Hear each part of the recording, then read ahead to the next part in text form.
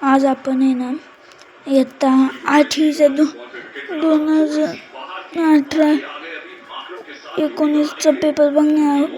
Set मॅथचा हा part 1 आहे. तर पहिला प्रश्न, when two parallel lines are intersected by a transversal, then how many pairs of corresponding angles are congruent? दोन parallel लाईन्सला एका ट्रान्सव्हर्सलनी छेदले तर किती करस्पॉन्डिंग अँगल होते? हा एक, याला हा, याला हा, याला हा, याला हा, याला हा, याला हा, याला हा, याला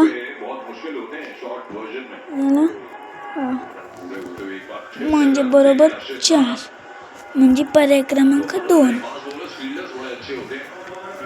पुढचा प्रश्न, when two angles of a triangle and side not included by them congruent with corresponding angles and corresponding side not included by them another triangle, then the triangles are congruent. दोन ट्रायंगल आहे,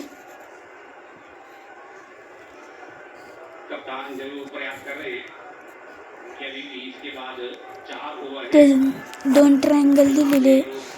त्या दोन triangle मध्ये कोणत्या टेस्टने हे होईल? 90 डिग्रीचा म्हणजे hypotenuse best. 73, find the area of square with diagonals 12. मग स्क्वेअरचा डायगोनल 12 आहे. मग दुसरं find the area of square with diagonal is 12.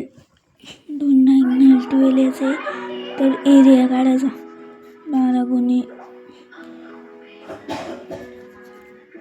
एक डायगोनल 12 आहे. मग दुसरा पण डायगोनल 1 बरोबर 12, डायगोनल 2 बरोबर 12.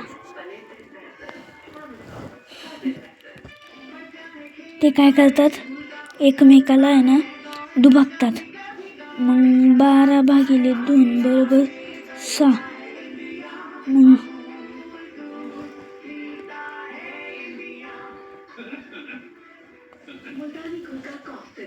6 साईड 6 आणि डायगोनल 12 गुणिले 6 बरोबर 72 स्क्वेअर सेंटीमीटर, म्हणजे बरोबर पर्याय क्रमांक 4.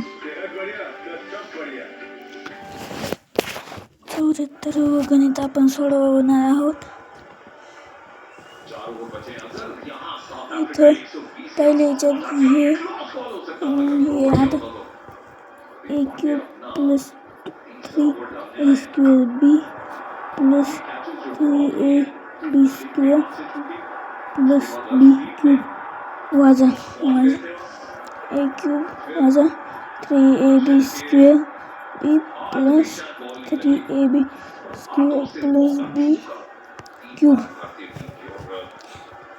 हे याचा लॉंग फॉर्म आहे हे दोन्हीचा. तर मग आता इथं वायचं प्लस होणार, इथं प्लसचं, इथं मायनस होणार, इथं मायनसचं प्लस होणार, प्लसचं मायनस होणार आणि इथं मायनसचं प्लस होणार. विरुद्ध गेले. Plus 3ab plus minus 3ab गेलं, राहिले 6a square b plus b cube. आता a म्हणजे 3ab, 3a गुणिले 6 गुणिले 2b प्लस 2b क्यूब.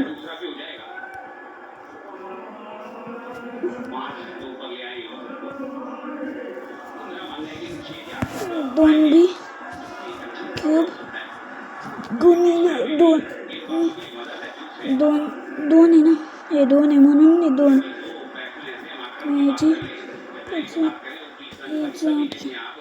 उत्तर आपण काढते.